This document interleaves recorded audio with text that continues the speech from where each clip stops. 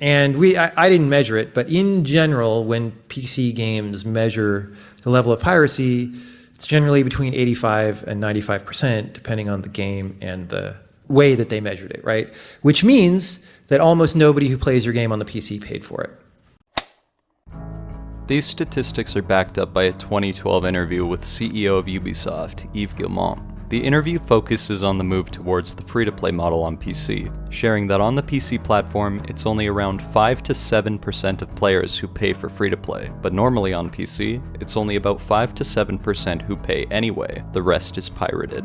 These claims have received some criticism. Matt Ployer of Intel wrote a response on the Intel Developer Zone titled Gaming Piracy, Separating Fact from Fiction. Matt begins with some statistical analysis, looking through Torrent Freak statistics from 2008 to 2011. The top 5 pirated PC games of 2011 combined totaled 17.6 million units. The estimated global PC sales for 2011, including retail and digital sales, free-to-play users, paid subscriptions, and social network software games, were between 240 to 310 million units, or around $18.6 billion in revenue. If you add the supposedly pirated volumes of 17.6 million units into the lowest estimated PC unit sales, you'd end up with around 257 million units total, which would mean that around 14.6% of the total unit volume is being lost. Matt says this is a far more accurate representation of the impact to sales due to piracy.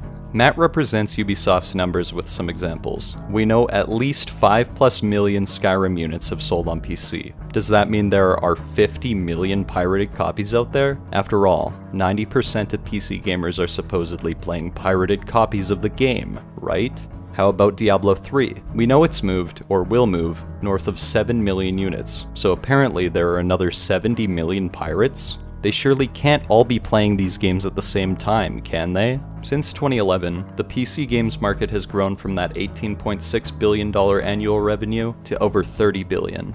Case closed, right? Seems the PC landscape isn't as harsh as Ubisoft makes it out to be. In comes a great case study by Greenheart Games. Greenheart released a game back in 2013 called Game Dev Tycoon. Maybe you've heard of it, or watched it on YouTube or Twitch. On its initial release, they hosted a cracked torrent version of the game alongside putting it up for sale. At the end of their first day, 93.6% of their game downloads were pirated through their torrent. The remaining 6.4%, accounting for only 214 installs, purchased their game, which was only $7.99, DRM free. PC Gamer ran an article in 2016 which outlined the information I presented so far, but they also ran an anonymous survey which received over 50,000 responses. Assuming that at least most of these responses are truthful, what information did they learn? The majority, percentage-wise, of gamers that pirate are 10 or younger. The two other largest groups are 11 to 15 and 16 to 20. Pirates overwhelmingly make less than $50,000 a year, most of them making less than $10,000 a year. When asked for their reasons for pirating, gamers ages 11 to 20 said they simply couldn't afford to pay. Pirates 20 plus mostly justified it as a demoing experience, many still saying they couldn't afford to pay. Looks like cost is the real barrier of entry most pirates are struggling with. Obviously, not all people that pirate a game are lost sales. Many of them probably wouldn't have bought it anyway. This seems especially true considering the PC Gamer survey.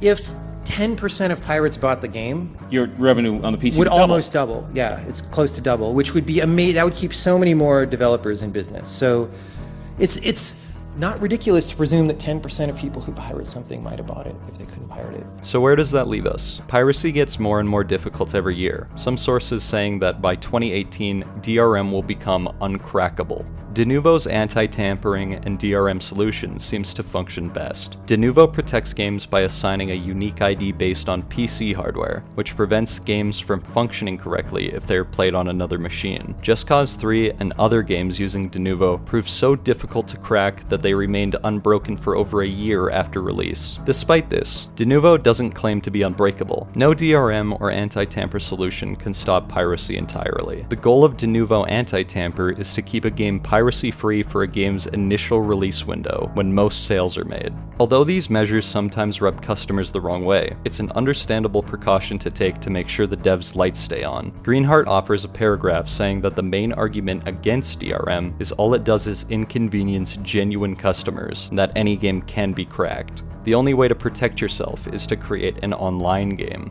CD Projekt Red CEO Mark Novinsky said in a 2012 interview, "Gamers download pirated copies because it's easy, fast, and frankly, costs nothing. If they like the game, and they start investing the time, some of them will go and buy it." I've found myself in this situation more and more recently. I bought The Witness, John Blow's most recent game. I pirated a copy of that on release last year. Hi there, and thanks so much for watching my video. If you are interested in any of the links that I used for making this video, you can find them all in the description.